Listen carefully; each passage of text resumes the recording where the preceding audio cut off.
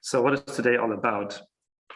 Today we want to talk about the challenges with addressing power imbalances in NGO partnerships and development cooperation. And our focus is on the structure level. We're going to hear about structural racism, about assessing power asymmetries, about organizational culture. And of course, this workshop can only be a starting point for working on these issues. And the further process has to, of course, very crucially involve both sides of a partnership. Striving for greater equality in partnerships has been a subject of debate for more than a decade in development cooperation. For example, the Istanbul Principle number 6 that you might be familiar with states, pursue equitable partnerships and solidarity. And equality in partnerships can also be found in the VENRO guidelines for development projects and programs. They are 2 or 3 years old. I will post the link in the chat as well. And we also published an excellent manual on how to implement these guidelines. This manual is available in German and in English. I would also like to show this to you. It's in the chat. This one is the English version, but there's a German version as well. And well, besides our interest as an umbrella organization of NGOs in development cooperation and humanitarian assistance, that these guidelines or these guiding principles are followed, we're also interested in creating spaces for NGOs to critically reflect on their roles and ways of working. In this way, we want to contribute to processes within NGOs that help them change and adapt to the challenges they are facing. From time to time, we have to take a step back and ask ourselves, how do we want to work in the future? And what do we need to change to get there? I will hand over to my colleague, Katharina, now to kick off the workshop. And I hope, or I wish you all interesting conversations today. Thank you. Thank you, Lucas, and a warm welcome from me as well. I would like to have a brief look with you on the agenda for today. So we are still in the first part of introductions. We will have 3 really exciting inputs for you in the first part with a bit space for questions and discussions. And then we will have, as Lucas mentioned, a long lunch break. And after that, we will go into group works on 2 of the structural topics that we are going to address today. Yeah, I would like to use the opportunity to extend a warm welcome to our speakers for today. We are very excited for your inputs and that you took the time to be here with us today. I would like to welcome Nana Afajinu from the West Africa Civil Society Institute. She's the executive director, and she will give us the broader picture in the beginning of today's workshop, and we'll look at challenges and reasons for reflecting our partnerships. I would like to welcome Heinz Grein from Pathos. He will introduce us to the power assessment tool, and also moderate one of the breakout sessions in the afternoon on this tool. And then finally, I would like to welcome Joachim Schwarz from the Civil Society Academy. Joachim will address the factor of organizational culture. And I would invite the 3 of you to briefly say hello and say a few words about yourselves. Maybe we start with you, Nana. Good to meet you all. My name is Nana Afajinu. As Katharina has just said, I'm the executive director of WACSI, the West Africa Civil Society Institute. It's a capacity development organization for civil society in the region. I'm also a core team member of RINGO. For those of you who may have heard it, RINGO means reimagining the INGO, and it's looking at a systems change process for having more equitable power balance, within the international development system, with a focus on the INGOs as being a core part of it. And then I'm also a member of the Shift the Power movement. So yeah, so I think I'll just stop there. Thank you. Good morning, everyone. My name is Hein Schijn. I have different hats. I'm an employee. I'm based in the Netherlands, in the city of Maastricht. And I'm attached to the University of Maastricht part-time, where I'm a project manager. And in that capacity, I'm involved in partnerships with universities between Maastricht University and universities in developing countries, mainly in Africa, where I also worked for a long time in Eastern Africa, in Tanzania, in Kenya. And part-time, I'm a consultant, and in that capacity, I'm doing a lot of work for Partos, and I've been coordinating the process of developing the Power Awareness Tool. I'll explain later what the Power Awareness Tool is about. Thank you all. I understand that probably because of Nana and me, that all of you are speaking English today. So my appreciation for that. And I'm really looking forward to working with you today. Thank you. My name is Joachim. So maybe I say a few words about where I'm coming from. I've been working until 2015 in a classical NGO career. I would say I was a regional director for Welthungerhilfe. And where I saw, actually, I think what was difficult for me is to work in this hierarchies. Yeah, so that was one of the reasons, not the only reason, but one of the reasons we initiated at that time the Civil Society Academy. And we are trying also in our academy to actually manage ourselves based on a non-hierarchical system. So this was the background, and I was very happy when Lucas came to me to talk about this, because I think culture really plays a very important role in partnerships. Yeah, thanks. Thank you so much to the three of you. Thanks for being here with us today. We're really excited to go deeper into the discussion with all of you. And now I would like to start with Nana and hand over to her. Thank you very much, Katerina.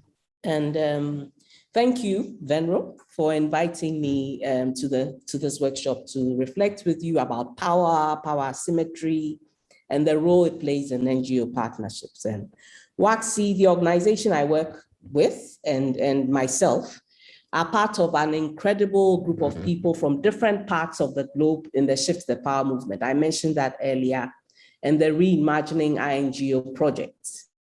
And we are also thinking through these issues and exploring ways of making NGO, INGO partnerships more equitable, mutually beneficial, and addressing power imbalances within the international development system.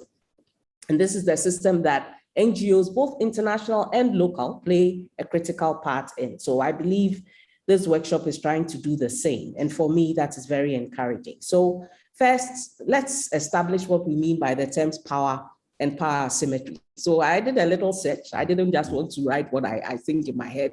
And voila, there it was. Google is a wonderful thing. I wonder how we survived with before Google.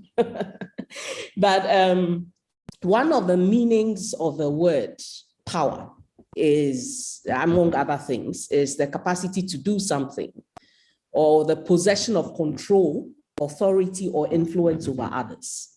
And power asymmetry, what came up is a state in which differences in status exist between individuals and groups of individuals within an organizational hierarchy.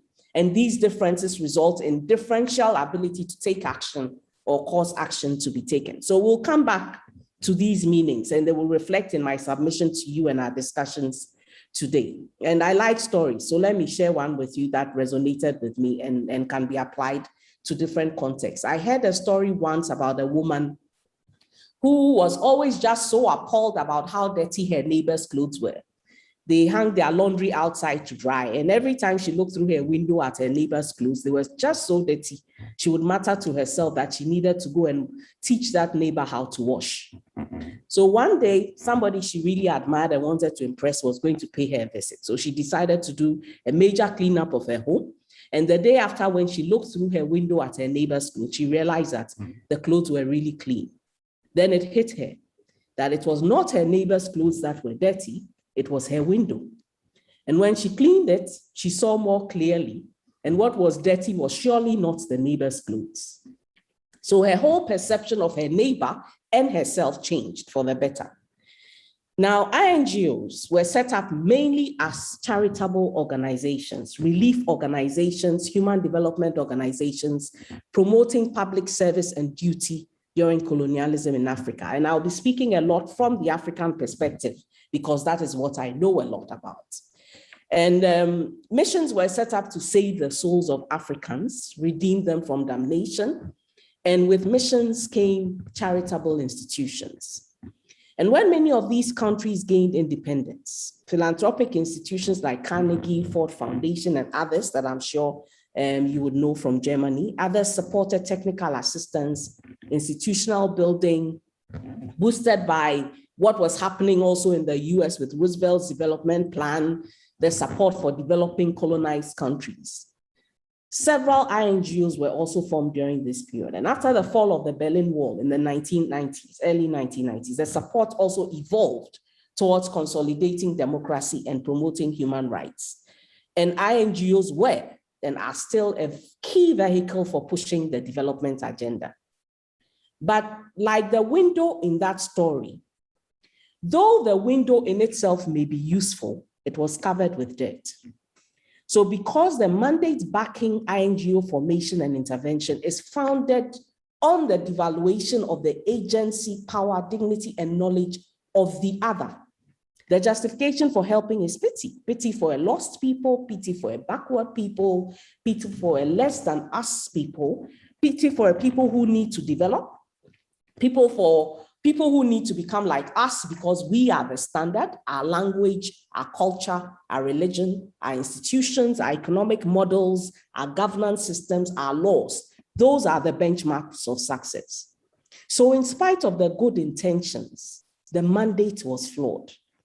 And this manifests in different ways through the system and the ways that NGOs and NGOs engage in partnerships. So I'd like to show through the Peace Direct slide, if we can look at that just briefly, some of the key ways that this manifests. So you would see from the slide here, it manifests, it's structural. So it manifests in recruitment. You can see what happens in recruitment. I'm not going to go through it point by point because I've shared the reports with you.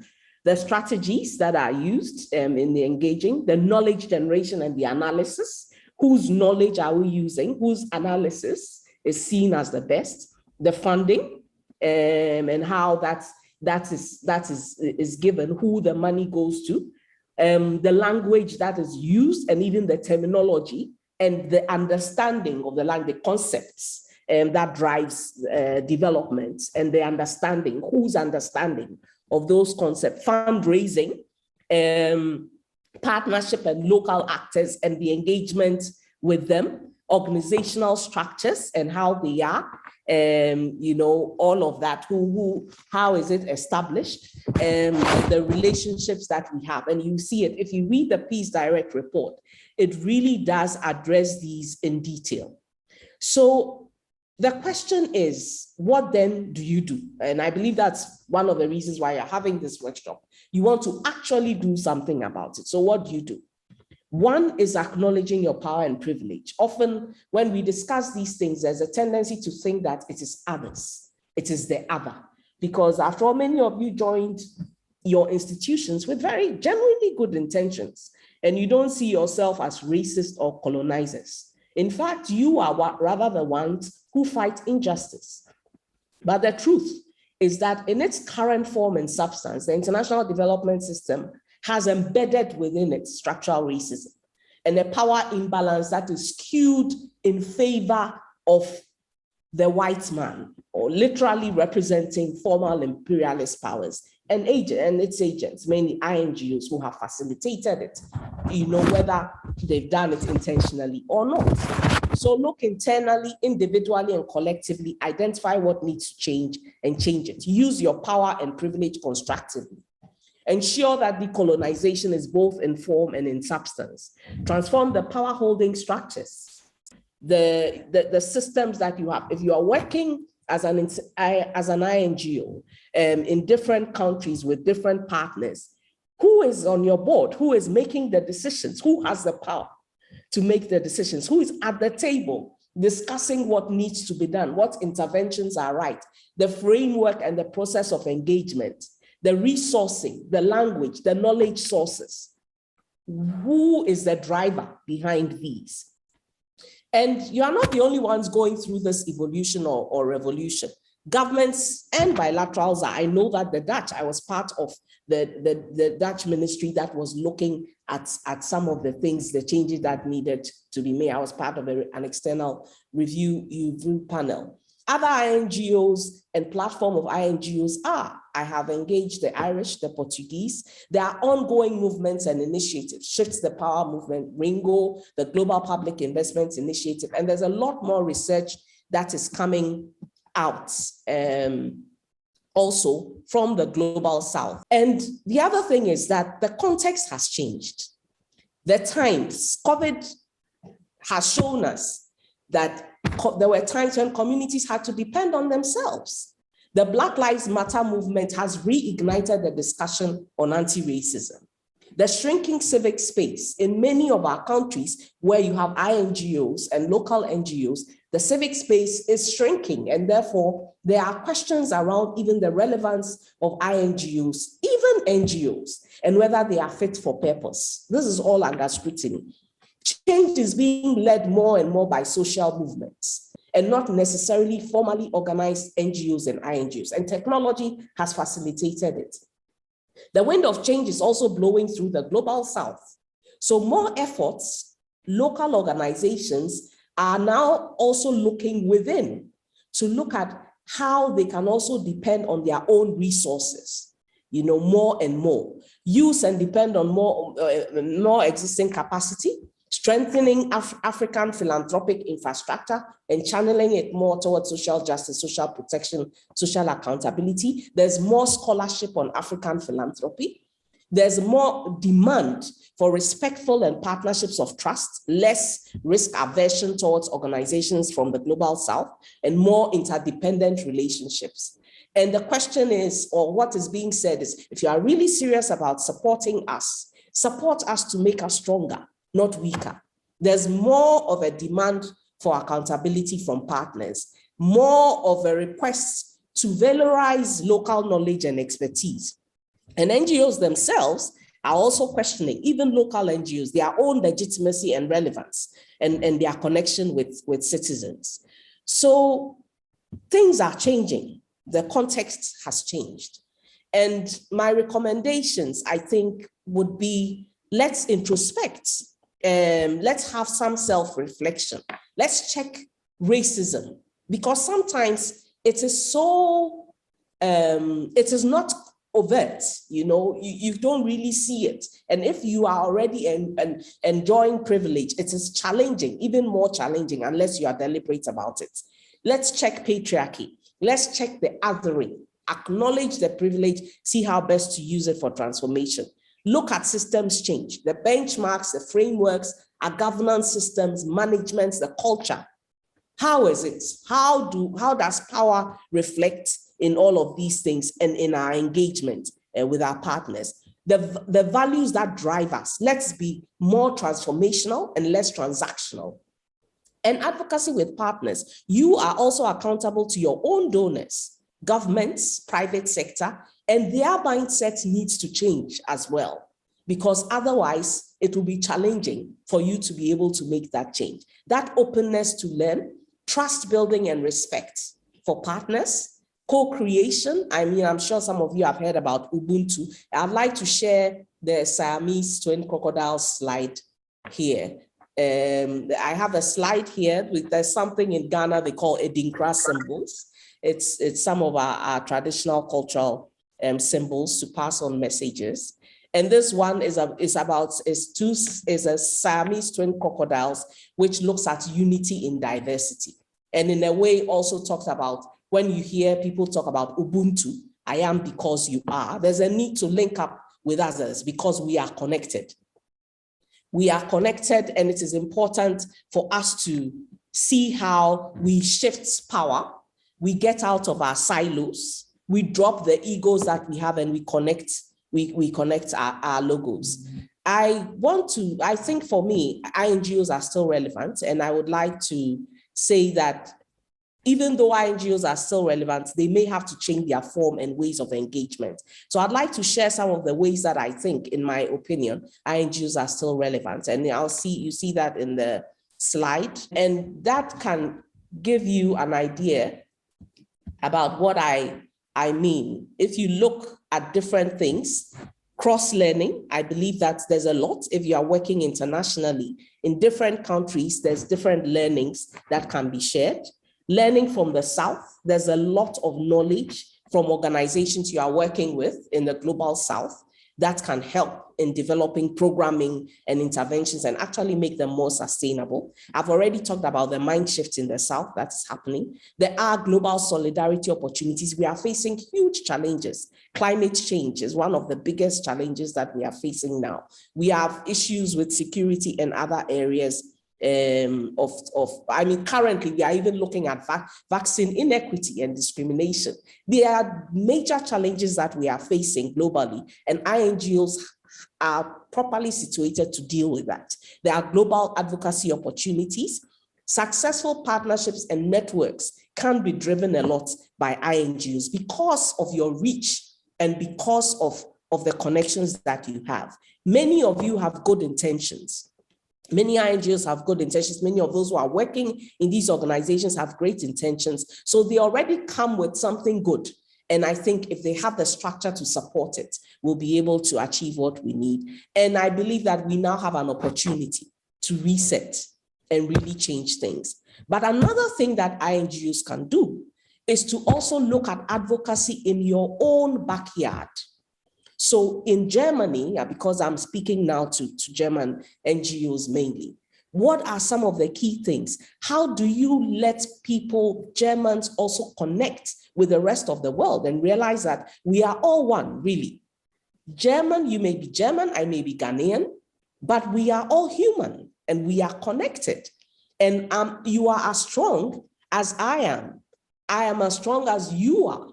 And we have to be able to make that connection so that when we are dealing with the issues, we realize that if we are able to connect and work on something that is happening in Ghana or Tanzania or whatever it is, it does also have an effect on what is happening in Germany and vice versa. So I think that that kind of advocacy can be done a lot by German NGOs. And that is one of the things that I think can really be successful. So I would, for me, I believe that we have a very important role to play at this time, this period in the world and with what is happening. And I would like to leave you with one of my favorite Edinkra designs, the last slide. It's a bird that has its legs facing forward and picking up something precious from its back. And the saying that goes with it is called Sankofa. Sankofa means go back and take it, meaning that if there's something important that can move you towards success and progress in life, you can go back and take it if you have left it behind.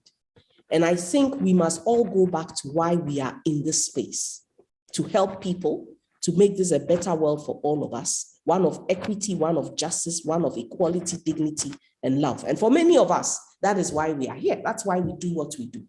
So having a power imbalance does not make this happen. And we then have to fix whatever it is that is wrong within the structure and the system, so that we can have that balance that is needed to help us achieve the reason why we are all here. So thank you very much for the opportunity to share. I know that there's going to be action, and I pray that we all work on it and move forward in that way. Thank you very much.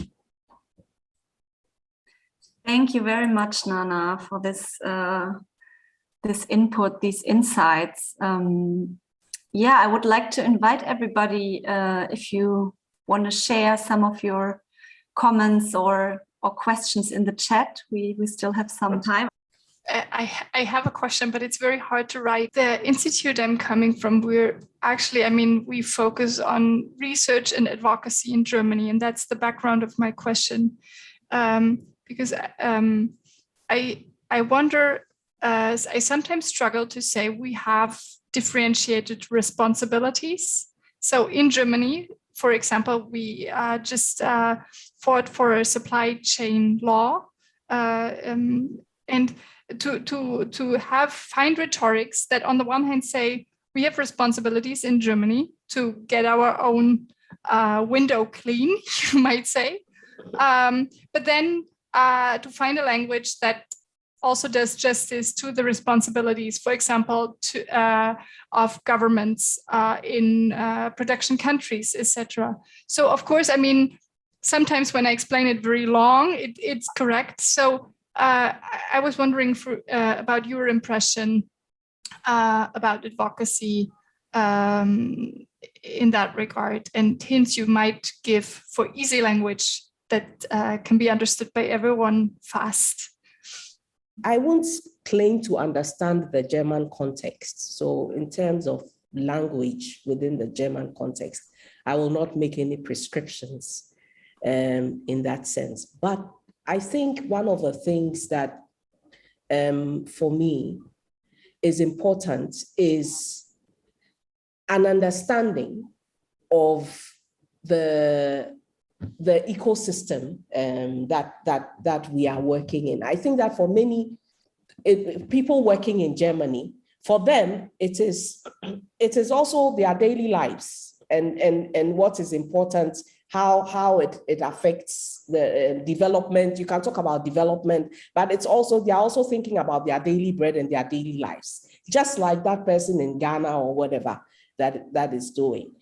It is therefore important, I think, for those of us in this space to be able to help people understand that whatever it is that is happening in their space has an effect also in other parts of the world, especially if you are in a country like Germany and the role that Germany plays within the world, political economy.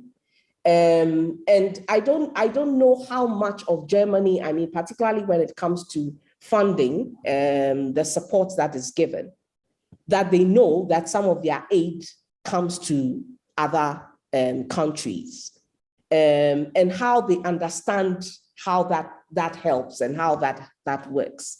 I think that there's a lot of ignorance, if I should put it that way, about work in the global south, if you are working in the global south, and the people in the global south. The narrative about the global south is one that is very negative. And so it's very hard for people to connect. All they feel a lot of the time is pity. And pity, sympathy is good, but empathy is better. And to be able to get people into that space where they understand humanity, that man is the same as you and I here, and understand and value what it is that they also bring to the table. I think it would help in making that connection easier. And when we talk about resources, I think somebody has also talked a lot about, raised a point about talking about money. It is one of the biggest drivers that we have, and a lot of money, but money is an important resource, but it's not the only resource. And I think that when we engage in our space, it is also important for us to recognize the other things and the other resources that people bring to the table to enable our work, or to enable us achieve the objectives for our organizations. So it's not an easy question for me to answer because I'm not within your context. And so as you can see, I'm trying to find the connection with what I talked about. What I think is that advocacy in Germany has to be done to help people to understand what role it is that you are playing with your organization in the global south and how it affects them and their daily lives. And if you can find the language and to help people understand that, other than just we are helping them. Because if you are helping them, you are not only just helping them for themselves, you're actually helping them for yourself. And I think that connection is one that I would say you would have to find the language for within your context, and as you can say it. So that is how I would say. I don't know if I answered your question, but that is how I'm trying to. I think that you would try and explain what it is that you are doing with partners in Germany. So I hope at least I was able to provide some information there. Thank you. Thank you, Nana. I have some more comments in the chat. I would like to point out a comment that Muna raised that is, I think, very important, that it's not only white people working in the German NGOs, but also by POCs, and that this can bring another dynamic. And thank you so much for your inspiration, was also part of the comment. I see another question, very provocative, as it is said. If the international cooperation system is intrinsically racist, sure it is it possible to change this within the same system? And I believe you referred to that in your presentation also, but what would you reply to that question? Yeah, I think the system, I mean, you would have to change the structure of the system and the way it engages. And it is people who built the system. And if there's going to be a change, it is people who would bring about that change. And I think that the system as it is right now will not achieve. If we want sustainable development, and we are really, we are serious about it, what we have now will not bring that about. So it has to change, but the will to change that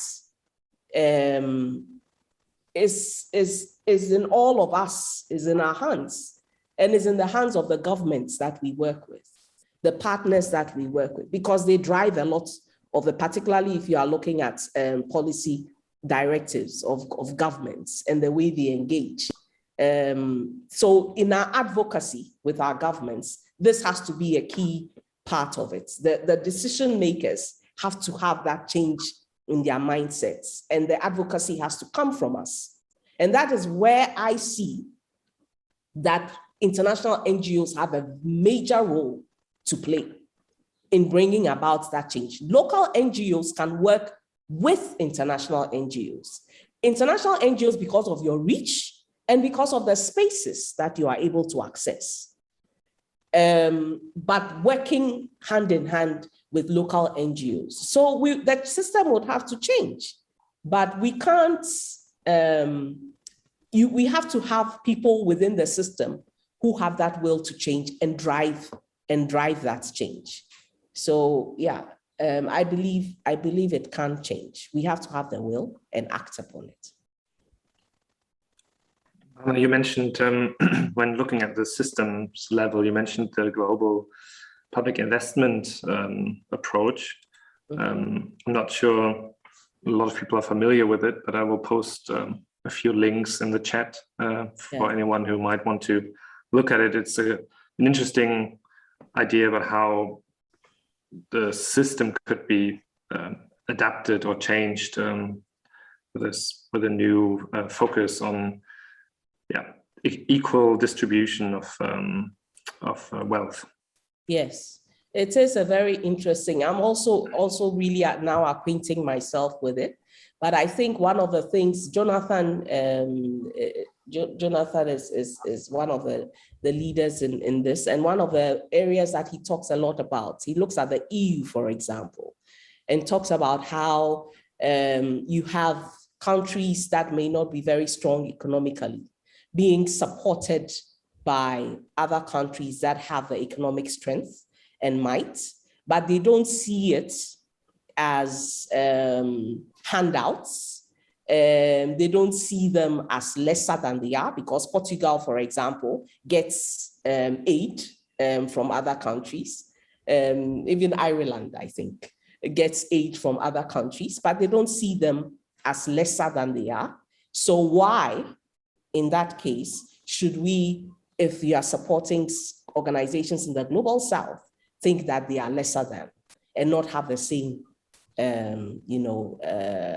voice to be able to make the decisions, because you are looking at resources differently and resourcing differently. So it is an interesting concept that I think I'm also learning a bit more about. Maybe I have another question for you, Nana. You mentioned the changes and in the world around, and that make it even more important, the topic, or an opportunity for change. And you mentioned civic space, and I was wondering, do you feel that the shrinking or closing of civic space around the world, and particularly in some countries, is more of an opportunity for this global solidarity that you mentioned and advocacy, or would you rather say that it also has a risk, because of course space is shrinking for different organizations differently, and that maybe if the space is shrinking, larger northern-based organizations might take up more space? Or how would you? I believe that, well, it's in different contexts, and like you said, it's shrinking differently. There may be places where actually you don't have stronger or organized local civil society, and therefore they cannot, advocate and bring about change, and you therefore need support of INGOs that can, advocate for that change, and they could work with counterparts differently. There are also places where local NGOs are strong, and they could work in partnership with INGOs at a different level and to do other kinds of advocacy. But in their countries, they may be the ones who should be in the driving seat. So it depends on the context. And that's why, I am not one of the advocates for we don't need INGOs. I think we do. I think that INGOs have a role to play. It may be just a different role, depending on the context. What is important is to recognize the expertise, the knowledge, the capacity locally, and also and let them have the space also to lead and also look at even resourcing and supporting resourcing also from the South. So these are some of the things that I think would be important for us to look at going forward. Thank you. Yeah, maybe into that direction, there's a question from Eileen. What is your take on the need for South NGOs to be empowered to rightfully claim their space and voice in dealing with North NGOs? Yeah, I definitely, actually, I believe that it's not about, it's more about giving them their space, because they, and the agency, letting them use the agency that they have. They already have the power. But let them have the space. For example, if you are an INGO, and you want to, you localize, okay, as an NGO in the country. Now, you should not, as an INGO, be taking up the space that the local NGOs should be taking. You should be working with them. If you have more capacity because of the resources that you have, the partnership that you have should rather enable those organizations to become stronger, because your aim as an INGO should not be to stay in that country forever. Your aim as an INGO should be to work to make sure that local organizations can take up that space and be able to do what it is that they need to do.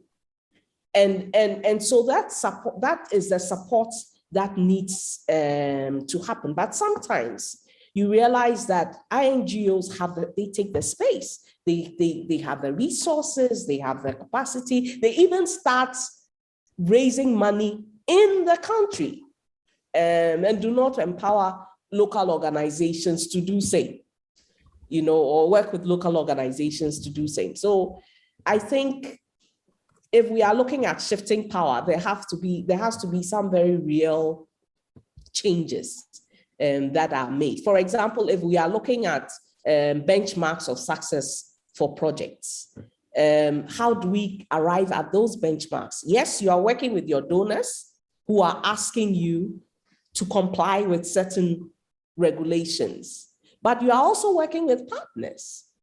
And what is their role? What is their say in coming to an agreement on the benchmarks of success and the frameworks within which they should work, looking at their context and being real about what can be achieved. So those are some of the things I believe that are important for us to look at.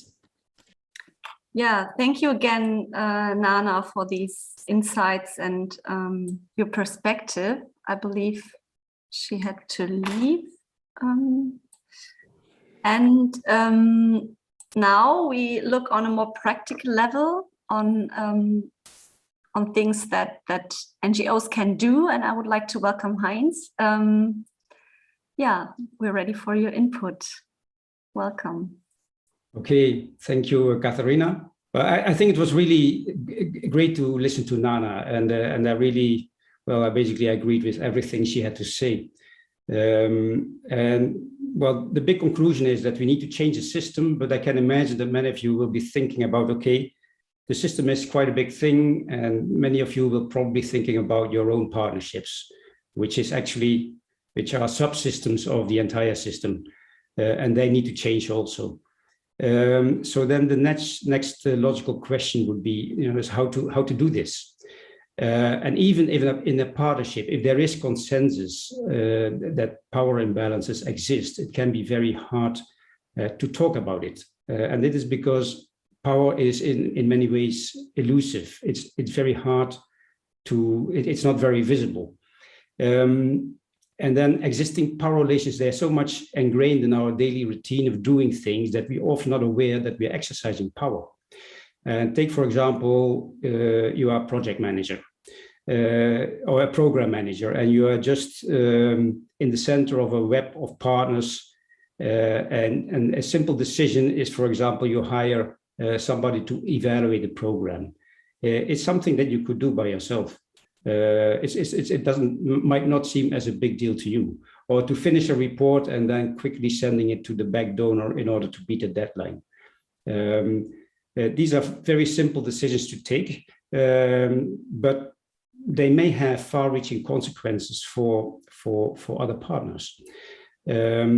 So these are important decisions, and they may be more important than you think. To address this issue, a couple of organizations were sitting together in 2019, and those organizations were mainly members of Partos. Partos is more or less the equivalent of Venro in the Netherlands. And there were also international organizations involved. Civicus was there, but also WAXI was there with a colleague of Nana.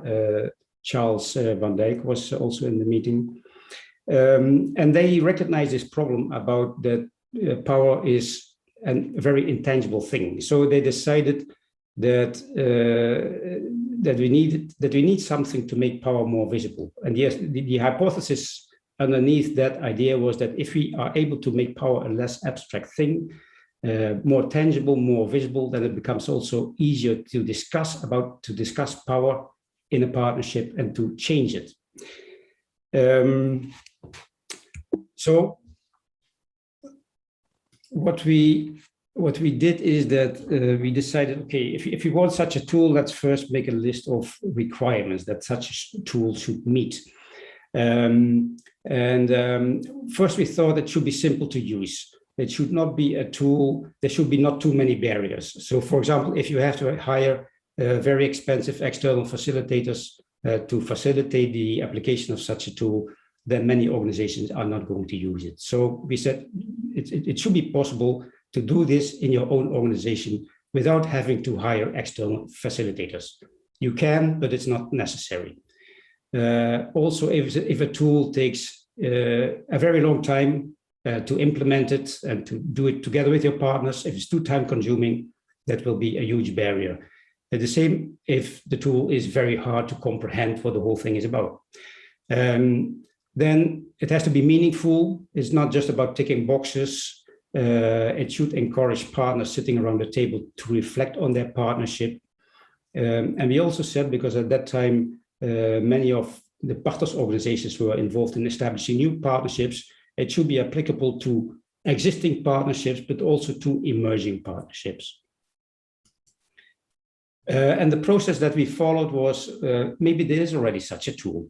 So we started looking at the internet and we asked many people, but actually we didn't really find one. But in that search, we found some clues what such a tool could consist of. And we developed a new one, and we went through a whole innovation cycle. We made a proof of concept, we made a prototype, we tested that prototype in the field with a number of members of Partos and their other partners.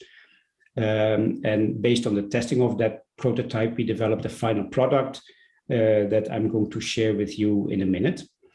And then before I start doing that, it's important that the core concept behind the tool is that power is not a bad thing or a good thing. As also Nana already mentioned, power is the capacity to do something. So you need power to accomplish things. What is the problem is power imbalances in partnerships. That's the problem. And the core idea behind this tool is that, you know, a dialogue between partners about power imbalances must address the question, who is taking the important decisions in that partnership. If you avoid that question, there's little chance that meaningful change will happen. So that is actually the core thing that we want to address with the Power Awareness tool. So how does it work? It's a number of steps. Well, we call it step 0. It's you will have to organize a workshop with representatives of all partners that you consider part of the partnership, of who you think that they should be involved in one or another way in taking decisions, taking important decisions. And it's important that these partners are represented by someone who is knowledgeable about how decisions are being taken in the partnership and how their organization is involved in taking these decisions. That's quite crucial. So it should be somebody from the management team of the organization. Now we also realize that, especially with international partnerships, it's sometimes hard to organize such a workshop. It can be very expensive because there will be people from various countries involved.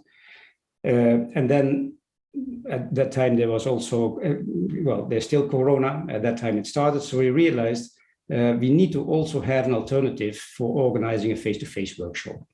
And that's why we developed a version of the tool of displaying how the tool works in an Excel sheet that can be used as a PowerPoint. And with that, you are going to experiment this afternoon in workshops, in subgroups. So this is step number 1. This was step 0. Now we go to step number 1.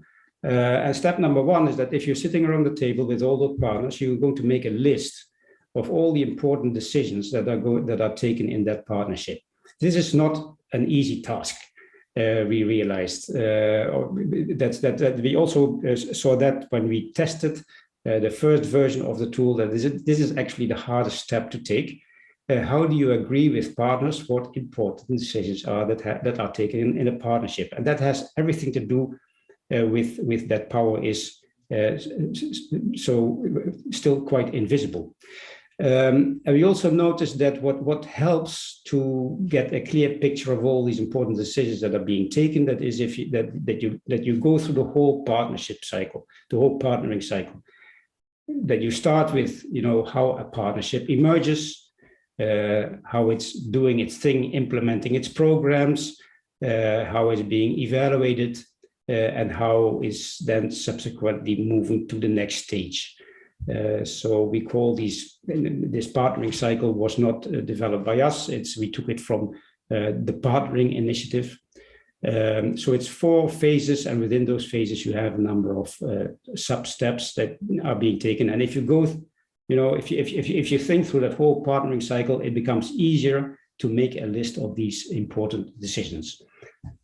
So imagine that you have a small list of decisions. Of course, this is a very small list just for the purpose of explaining how the tool works. But like setting the lobbying advocacy agenda in a particular country is a very important decision that is being taken. Or what I already said, hiring of evaluators can be a very important decision that needs to be taken. Or admitting new partners to the partnership is also an important decision that needs to be taken. This list can be quite long, but once you have this list, you have a very valuable thing, I think, because then if you would now move to the next step, that is that you make an assessment of the level of participation of each partner in taking these decisions. So what you see here, and that you also recognize if you participate in our afternoon session with experimenting with this power awareness tool, you see along the, in the columns, you see columns for each of the partners. And in these columns, in the first column, you see the actual level of participation. That's what we're going to look at first.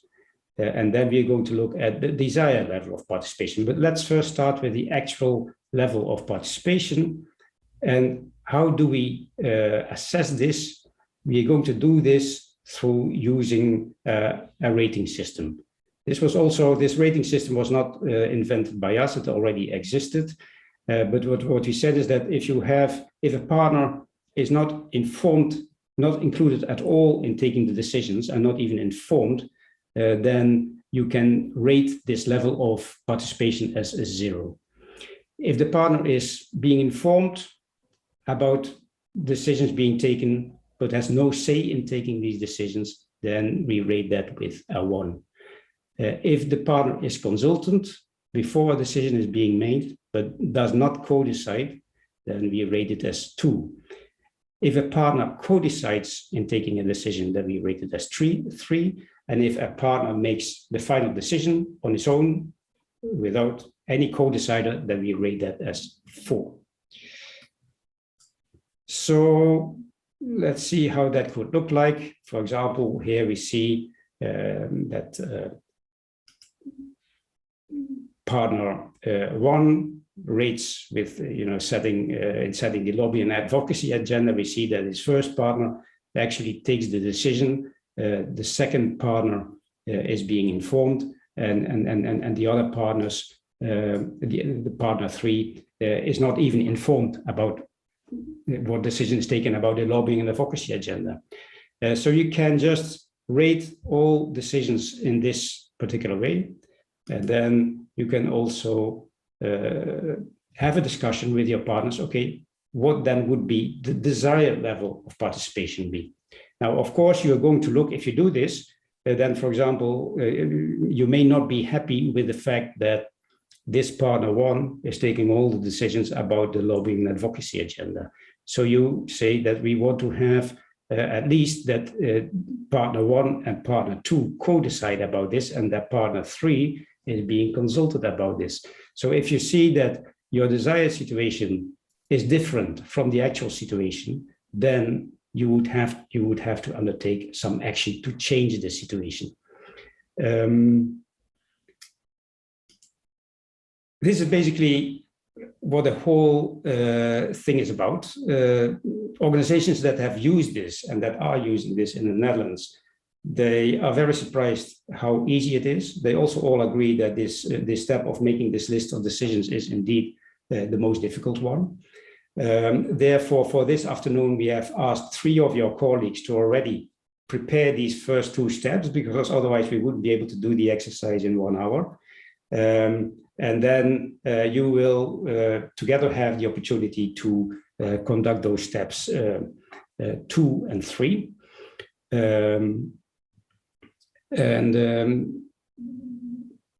Well, and then afterwards, after you have experimented with it, we will reflect on how it went. I think for now, I would like to stop, and I would like to give you the opportunity to ask questions. Thank you, Heinz. I already see two questions in the chat. The first one is, how would you rate the decision level if partner one makes the final decision, but is very much recommended to a certain decision and depends financially on the support of partner two? So I believe that, if I understand it correctly, that if there is a dependence, a financial dependence between the two partners. Yes, well, it's not up to me. The tool is not prescriptive about how power relations should be. It just gives you the opportunity to see this all of a sudden, that this is happening, and then you can have a discussion about it, and you may want to change it. So if that dependency is there, and that dependency is in a way of taking decisions in a more partner-like way, then you have the right discussion. Thank you. There are two more questions. One is whether you also took a look at the power imbalances between the so-called target group and the local partners. And the second one is, that was a question I also had in mind. Even if the partnership and the discussion is very open, the partner NGOs might hesitate to really include their honest rating. Did you also come across this challenge, and how did you tackle it? Yes, we did notice that. Actually, I can tackle both questions with one answer. When we tested the tool, there was a Kenyan organization that tested the tool with the community-based organizations they are working with. And they noticed that these organizations are a bit hesitant to demand, to co-decide about things. So they seemed quite happy with the current situation. And KCDF, the Kenyan Community Development Fund, the organization who applied the tool, thought that these organizations are already a little bit intimidated by being in such a session. Other organizations in the South that tested the tool with other civil society organizations with more educated, represented by more educated people, then you got a much more lively discussion, and these people were really felt quite free to speak up, and they also realized we should have had these discussions long before even when we started the partnership. So it depends a little bit on the type of organizations, and also probably on the level of education of the people who are represented in such a workshop. So then, of course, the first question, you can include any organization that you consider as a partner who should be involved in the decision-making somehow, even if it's a very low level of being informed. Thank you. There are two more questions. Ines mentioned, did you consider inviting donors to the partner round and the discussion as well, or is it only a tool for CSOs? I think that's a very interesting question. Well, it's very interesting. What we did is we did not include a donor in the discussion. That would be, for example, the Dutch Ministry of Foreign Affairs. But one organization experimented with as a thought experiment, something that you were going to do in the afternoon yourself. And they just imagined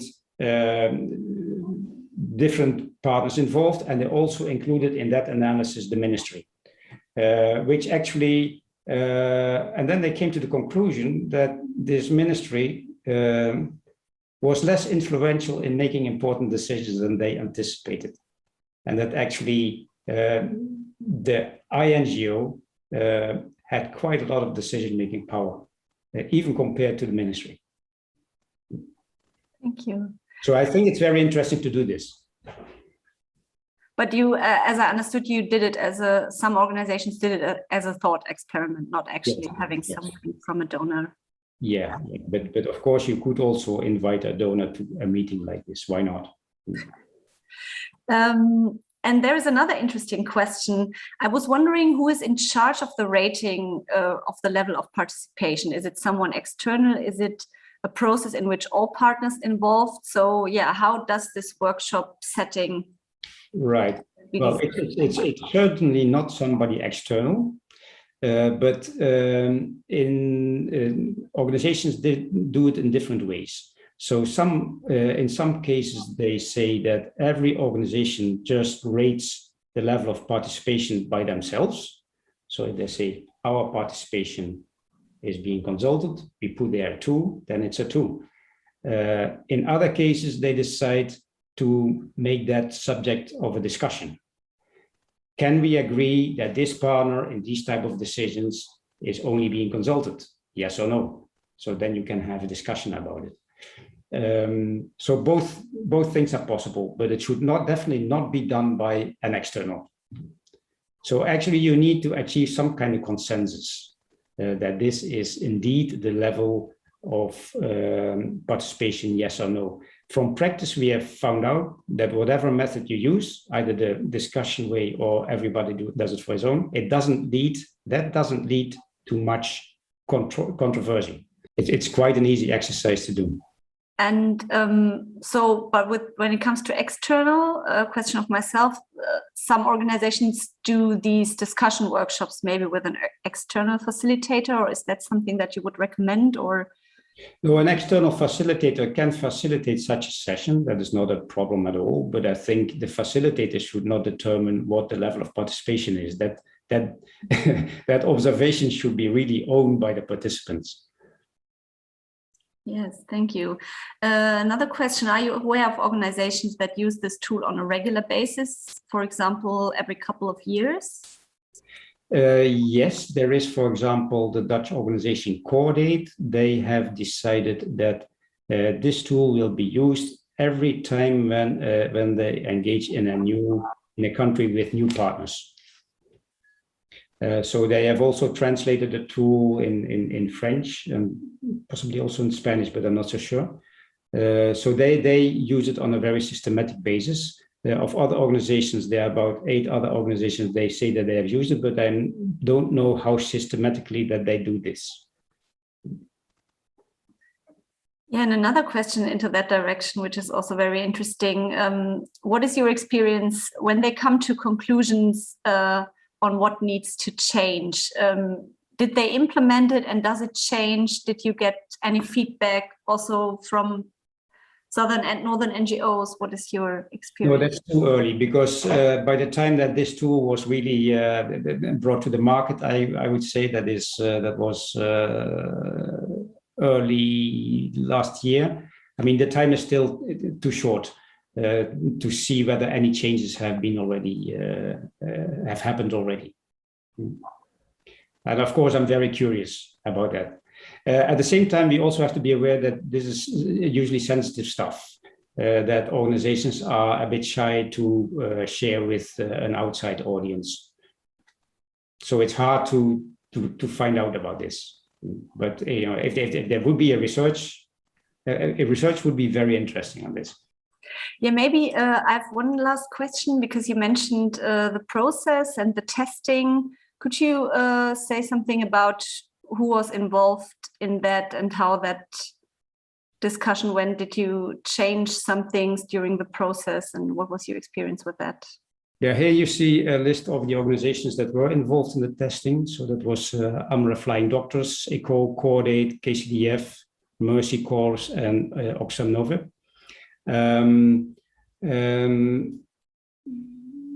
What was interesting to see was the time it takes. So half a day workshop was usually enough to finish the exercise. We had one step in between in which we made a distinction between what kind of decisions being taken are formal decisions and procedural prescribed somewhere, and which ones are informal. And we saw that was very hard and not considered very hard to answer, and not considered very relevant. So it was skipped every time in the tests. So that is a step that we took out of this. So actually the whole tool became a little bit simpler after testing it. Thank you. Yeah, that's very interesting. also the duration and the different ways of testing it. You mentioned that there are different ways to apply the tool. There is also one more question in the chat. Do you think it is possible to include the results in the annual report of the NGOs? Of course. I mean, that is, but it's up to the INGO to do this, and I think it would be very laudable if they would do something like that. And I also think that it would be useful to do this exercise on a regular basis. And I don't think that you will get a desired situation after only one round, because I think power imbalances are much. Are quite complicated, and it will take time to really get things right.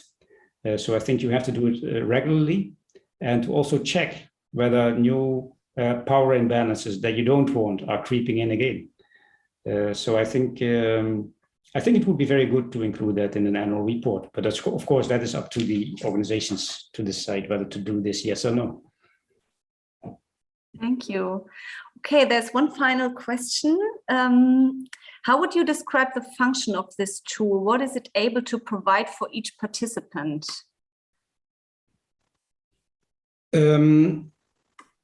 Well, I think what it will provide for participants in the South, we hope, is that they will be more treated on an equal footing, that they will actually that what they have to say is also proportionate to the consequences of the decisions that they are experiencing.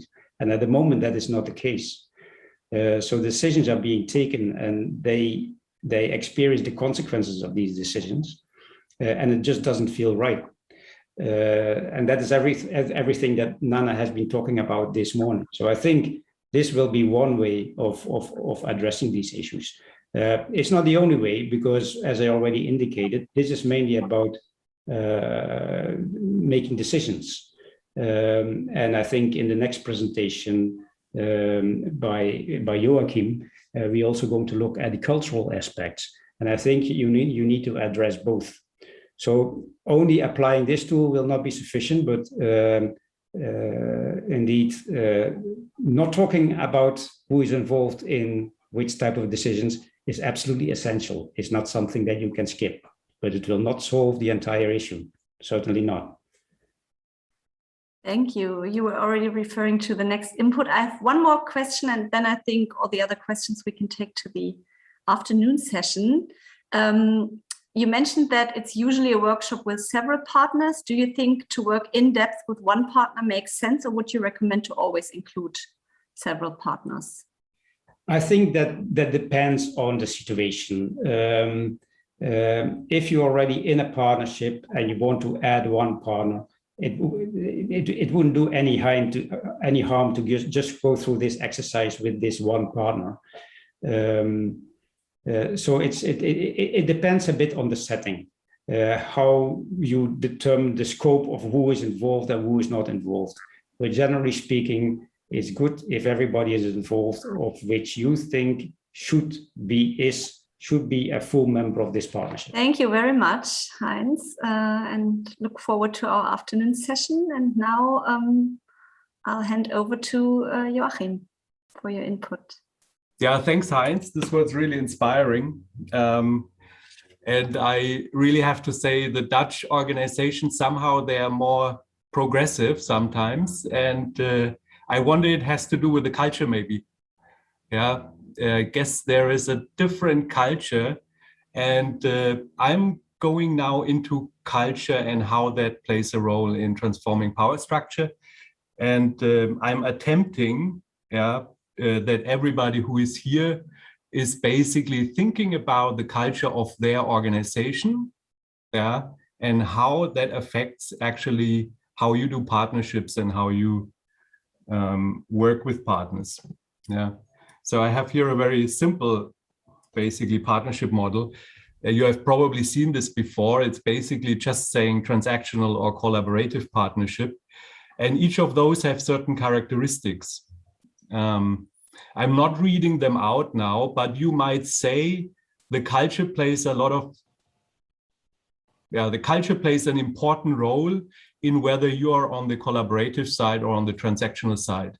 And you can even think about your private relationship, with friends, but also with your partner. Is this more collaborative or is it more transactional? And then we come already into, let's say, broader cultural discussions, because probably you might argue in some countries, marriages or partnerships are more transactional than in others. In some, it might be more collaborative. So it's, I think, also sometimes not so easy to define this, because culture has so many layers. So you have your personal culture, which might also differ towards certain people. You might have a certain culture towards some, but then you might have a different culture when you talk to your parents. So there is a really complexity in culture. So probably you can say now, I'm more collaborative privately, or my organization is more collaborative or more transactional. Is it? Can you say that? Yeah. Okay. So I'm going a little bit further. So this is a very popular, and maybe you have seen it, way of looking at organizational culture. It's the cultural DNA. It's spiral dynamics, sometimes it's called, where you're having different cultures, and they have here different colors. And these different colors, I don't know, I hope you can see it well. These cultures were actually, let's say, I would say, added in human history. So human history started here in purple and red. Red is, so first we started with tribal communities, and that was our culture at some point of time. And then there came, let's say, a differentiation. Then you had red culture here, courage, energy, authority. So you had certain authorities, for example, in clan structures or in gangs. So still today you have organizations which are mostly based on the red cultural elements here. So that's, for example, the mafia. And then you have blue. So then human development moved on and hierarchies were developed. So then towns were created, hierarchies were created, orders, rules, all that, which we still have today. And many organizations are firmly in the blue sector. Many states are blue. Many churches are blue. Many schools might be blue. And then what was one of the revolutions in culture was the move towards the orange. So today, if you look at the corporate sector, everybody would be quite strongly in the orange sector. Everything we learn about management, performance management, the flat hierarchies and all that would be in the orange. So basically, I would imagine all of the organizations you worked with at some point of time had an organizational development process which were making them orange. That's quite interesting. So you have objectives. There is some sort of competition often. So I look at what are the other NGOs doing and so on. And then you move on to the green. So green, community fairness, empowerment, you can see this is actually was something which came up maybe parallel to the orange. So, and green, if you see community fairness, empowerment, this is actually what civil society is about. So this is actually the value system of civil society, I would say, in a democracy. So the democratic system is, of course, culturally very important. So this may be also maybe adding a layer of complexity when we talk about culture. Because in all the countries you have different systems. It's not only the traditional culture, but then you have also different political systems. And then after green, so maybe some of you might have read the book from Lalou, Reinventing Organizations. So he's writing there about teal organizations. And those new type of organizations are based on a different system. They do away with hierarchies and this traditional performance management, and they work further up into what he calls evolutionary purpose, but also all these things like self-management, openness, creativity, and so on. They are part of this new type of organizations. So there is a whole type of organizations which are coming up, which are embracing this cultural values, which are not so competitive. So most of the, let's say, more traditional organizations, also companies, they're more on the competitive edge, but those are more open. So also open to partnerships. That's where maybe I'm coming now. I have here a very, you might think it's an odd example now because we talk about NGOs, but it's, I think, a safe example. I take Tesla and BMW. So Tesla is for many the higher purpose. When you look at Elon Musk, this competitiveness, of course, he is competitive, but the competitiveness is maybe not in the forefront, but the higher purpose is in the forefront. That's at least how he wants to sell himself. Openness, creativity, smartness, and courage. He's moving into a market where others thought, okay, this is crazy, but he was seeing a certain higher purpose. And then you have more, let's say, the traditional brand BMW, which looks at performance. So performance in the organization, but also of the products. So, and there's order, rule, stability, but there's also openness, creativeness, and smartness. So these are examples maybe you can think about. Likewise, most organizations have a number of those value systems. So you could say they have a number of colors. And I show you some examples. But first, I'm trying to connect this to the collaborative and the transactional culture. So you can see that if you read the values, if you read competition, or competitiveness as a value, you can already say, okay, competition is actually clearly against collaborative partnership. So that's a value system which is making it more difficult for you to collaborate. So if you have a culture, and I'm going into NGOs and how they are structured, if you have a culture of performance, which is using log frames and result monitoring and all that, you are basically on the orange side. So this is one thing. And then you might be also partly on the blue side, because this order stability in the contracts, for example, you have with partners is also always there. So the question is here, basically, how do we move from a cultural system, which is based here often, I would say, on orange, partly on green, but also on blue, into a culture which is further up, which is promoting the values of wholeness, creativity, mindfulness, and so on. So this is quite interesting. So I have here a few examples, how we could, let's say, define a culture of an organization. I have here a visionary network. I think here about one, I talk about it in a minute. So there are some visionary networks. So these network organizations, they might have a culture. We are open. We're an open and visionary network with a shared purpose, driven by the courage and energy of our members. Sorry, there's a typo.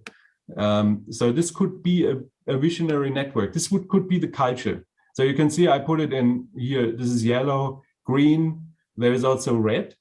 So it's not like organizations need to be here on the top. Some of the lower here in this DNA, the lower values, they are also important.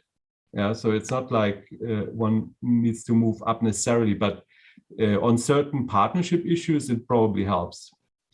And here I have an NGO head office. This is not a specific example. I've seen this in many, we serve humanity and value participation, yes, to accountably perform and meet our objectives based on plans and rules. So this is the culture, I could say, is there in quite a lot of NGOs. And if you look at already the differences in this wording here, you can see that we serve humanity and value participation, but our structures and our systems are accountable to perform. Yeah, and this performance has usually a certain hierarchy embedded. Yeah, and we talked about it. So Nana was talking about it. Also the decision making, Heinz was talking about it. So it's quite interesting. So if I look at some of the organizations, so we think always about our, let's say, normal organizations, which we are, yeah, most of you probably, but they are a totally new type of organizations as well. Yeah, so I put here a few. On some of them you probably work even, yeah, or some of you support them. So the multi-actor partnership approach by itself is a collaborative and a non-hierarchical approach. Yeah, it might not be in all cases. Yeah, sometimes there might also be hierarchies in between, and it's more transactional, but at least the idea which you have is there. Some social movements, Fridays for Future, Extinction Rebellion, they are open, they are creative, they serve a higher purpose, they are organized differently. I was reading, for example, Extinction Rebellion, I didn't have contact with them, but they use holacracy. This is a non-hierarchical management system to actually manage their movement. This was quite super interesting for us to know about that. Then you have open source crowdsourcing organizations, WikiLeaks, Wikipedia. These are civil society organizations which are hugely influential, which are embracing those higher values here in this cultural DNA. There are some visionary networks. I mentioned here Vadana Tode, it's an Indian network of Family of Every Child. That's an organization which was previously a more normal NGO type of donor organization. So they were based in, or they're still based in Britain. And they were funding organization in the Global South. But some 10 years ago, this organization was making a decision to do away with those, well, Nana would have said neocolonial power structures. And they created a network, and they're now having a secretariat, which is called this Family of Every Child, from which out, so there's equal participation in this secretariat. And from there, they're basically supporting the Global South. So this is also maybe a new type of organization which is embracing those colors. And there's also some service provider. One of the most studied, also by Lalou in this book on reinventing organization, is Buurtzorg. It's also a Dutch organization, Heinz. Yeah, you probably have heard about it. They're providing care services to older people. Yeah, also non-hierarchical, so there are some others, and also NGOs there are, which are moving towards this direction of collaboration and non-hierarchical structures. So I mentioned here, I don't have really a lot of, let's say, studies here in Europe, for example, but I imagine from what I know about HIVOS, they could be probably placed there. And also some national NGOs, for example, Pradhan in India, has always been one of the, let's say, inspiring NGOs moving in this direction. But you can also see, if you look at the cultural DNA, institutional donors, almost by definition, are more transactional. Yeah, they're donors. That's what they do. Yeah, you're basically handing out money, usually with certain conditions. So that is something which is here on the more transactional side. And also many NGOs which do fund aggregation. Yeah, so many of them, okay, they collect here funds and then they give it. Yeah, even so they might use maybe this power tool Heinz was mentioning. Still, the funding relation is there. The funding relation is already probably with the with the other decision making, the funding relation is probably the most important in the power structure. Yeah, but also many national NGOs that are part of the aid delivery system would be in this lower part. Yeah, so this is also interesting because we might say, or I don't know, we could have discussed this with Nana, for example. Yeah, where are national NGOs? So we also need to see they're part of this aid delivery system. So if we talk about cultural changes, the cultural changes can't only happen in the north. Yeah, they need to be happening there too. So this is something which is also quite important. So I add here another layer. Yeah. So, and I don't know. It's a little bit provocative, yeah, but I've seen that. So sometimes you have the NGO head office, for example, they might have a culture which you could say we serve humanity and value participation to accountably perform and meet our objectives based on plans and rules. But when you go to the NGO country office, yeah, there is a different culture. So it's not like the culture in the head office is always the same as in the country office. There you might have another culture which is based even stronger on the performance sort. Yeah, so we perform, meet our objectives by monitoring plans and rules with carrot and stick. It's also quite often happening. So we could move this down. There's of course also aspects. Let's say, yeah, the normal aid delivery mechanism is hierarchical at the moment. So you have the donor, then you go to the NGO head office, to the country office. So this kind of hierarchies and performance success indicators and so on, they're handed down from the top basically to the bottom. So in a way, if I follow Nana's thoughts, I think the aid delivery system, as it's executed mostly, I'm not saying everywhere, but mostly, is more on the transactional side. It's inherent, I would almost say. So how do we change that? This is maybe one of the questions. Yeah, so I just put here, maybe for your inspiration, this graphic. So you might say, okay, I'm an NGO, now we serve humanity and value participation to accountably perform. Yeah, but we might have an intended culture which is different. Yeah, so this might be, for example, we affiliate and learn with partners that share our values so everybody can perform better. This could be a value, I would say almost a value proposition, yeah, or a value system which you could have in the future. Yeah, this is basically a culture, but it also becomes easily clear if you see this little model. Yeah, so this is a simple organizational model. Yeah, so culture is something where the other things are embedded. So you have your purpose. Yeah, so this is probably quite fixed and strong. You might differentiate it a little bit over time. But then you have also the model of how do you create impact. And if you are a fund aggregator, you get funds and you distribute it to others, and this is your business model, it will be very difficult to go into this intended culture. So you can't you can change the culture here and there and tweak it, but you won't be able to really come to this intended culture unless you would change this and find maybe another model of funding Southern NGOs, which is maybe not directly related to your work.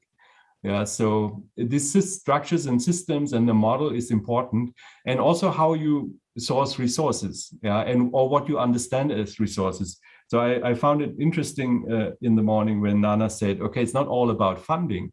That's true. Yeah, some of the organizations which you have seen, which are maybe on a more collaborative level, let's say Fridays for Future, they almost don't have any funding, yeah, or very little. Yeah, and even how they source funding might be different, but the main thing they're having is the people. Yeah, so this is the main resource they're having.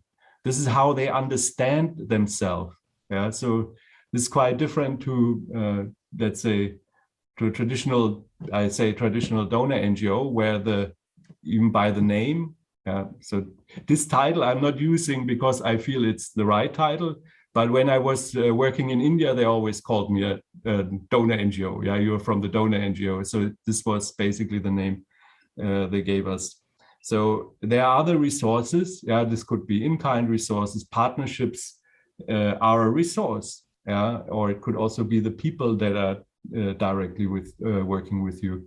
So I think this is maybe now a really rapid move through some theories and thoughts about culture and organizational culture.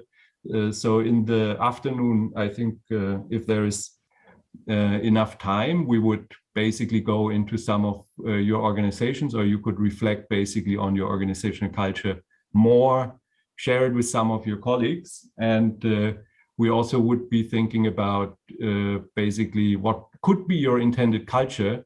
I know it's not probably within your, let's say, authority at the moment to change the culture of your organization, but the thought process about culture, I feel is important. So maybe you can make some marks also in your organization on starting to talk about culture. So, and then we could think about ways how to change the culture.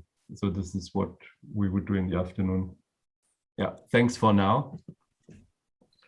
Thank you, Joachim.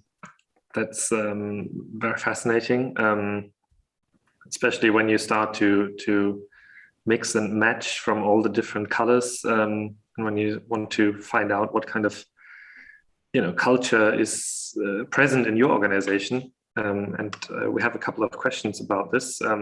Kirsten asks, very often in INGO, they have values, principles on paper, but the reality and lived experience does not reflect them. How do we go about this? I think this is a super question. One of the complexity in INGOs, I would say, is when we talk about accountability. So we sometimes, or there's now this new term, dynamic accountability, which is looking at not only at the upwards accountability towards the donor, but also at downwards accountability. So, but generally, there is a difficulty also in creating the values and the culture, which is basically towards both sides. So you have these two sides.